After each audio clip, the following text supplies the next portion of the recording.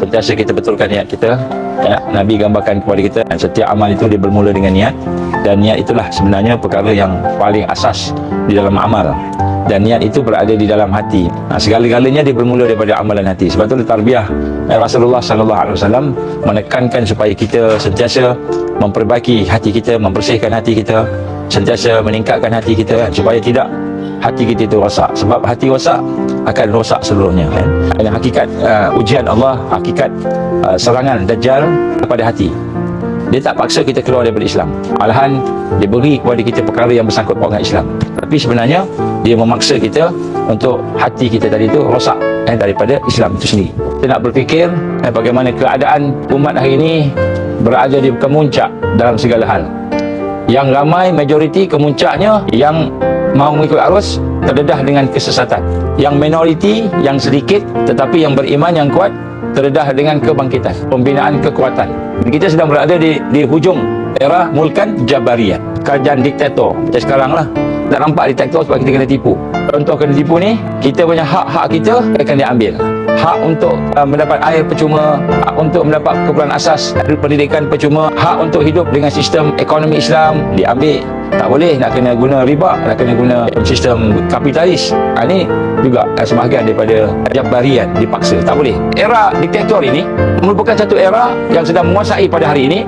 Dan apakah identitinya? Apa sebenarnya isi dalam era mulkan jabarian? Sebab orang kata kita boleh sembahyang, boleh pergi haji, boleh pergi umrah, boleh baca Quran, boleh ada khutbah, boleh ada madrasah, boleh hafal Quran. Okeylah, apa lagi kan? Apa yang kita nak sibuk-sibuk sangat nak khalifah Islam ni contohnya? Intinya ya Allah, ialah falsafah, pegangan, ideologi, akidah, agama diasingkan daripada hidup dunia. Kita sembahyang, itu bab agama. Kerja, tak kira agama lah. Rasuah pun boleh. Sebab itulah namanya Tuan Haji, Ustaz, ahli agama, boleh ambil rasuah. Boleh beli kereta dengan riba. Tak maaf lah. Kita cakap macam itu kan.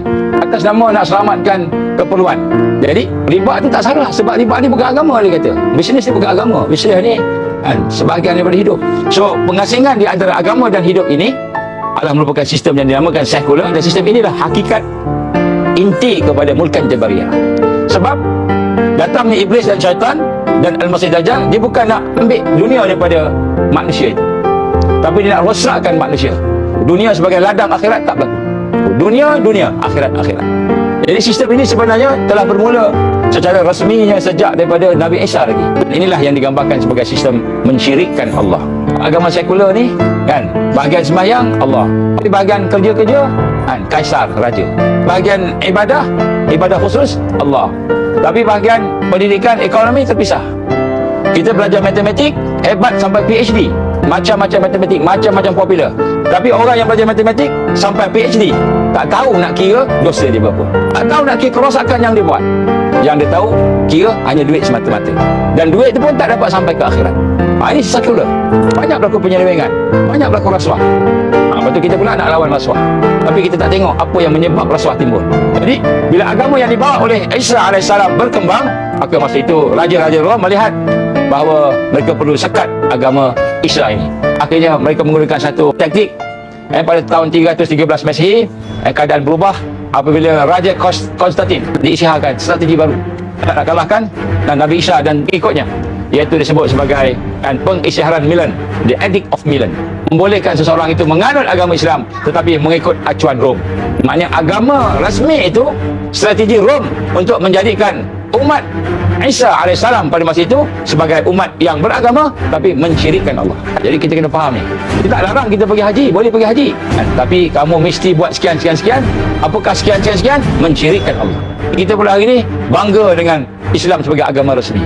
Intinya lah memisahkan al-iman wa taqwa, dan juga agama itu ad-din dengan kehidupan. Sehingga hari ini kita lihat bila manusia-manusia yang bernama Muslim mula nak kembali kepada sistem hidup Islam, mula cerita tentang dinar, kembali balik ke perubatan yang komprehensif. Konsep perubatan komprehensif tak sama macam konsep perubatan Rockefeller. Dah maaf lah kalau ada kawan-kawan doktor kat sini, bangga dengan medical yang dibuat. Pelajar-pelajar cerdik semua dia sebut medical. Akhirnya supaya apa? Menentang perubatan Tibun Nabawi. Yang tentang siapa? Doktor-doktor Islam sendiri. Mereka yang telah dididik, ditarbiah oleh Rockefeller. Dia kata apa? Agama. Bila orang agama cakap pasal perubatan, dia kata kamu agama cakap pasal hukum-hukum biasa cukuplah. Bahagian ubat kami yang pakarnya. Sedangkan kami yang pakar tadi mengikut dan apa yang ada kepada kan Rockefeller Medicine. Cuba buat kajian. Saya seru doktor-doktor, kalau antum semua seorang yang ada fikrah, ada iman, ada takwa, kaji perubatan Rockefeller. Bagaimana mereka telah memulakan perubatan medicine itu dengan membunuh perubatan natural. Doktor-doktor yang mengamalkan natural party, perubatan secara natural. Malahan sebahagian tempat perubatan secara tibun nabawi ditangkap di Amerika, dilucutkan lesen amal dia. Sebelum tu tak ada lesen pun nak amal perubatan. Dia buat lesen. Siapa nak jadi doktor kena ada lesen. Maka lesen tu dia yang iktiraf.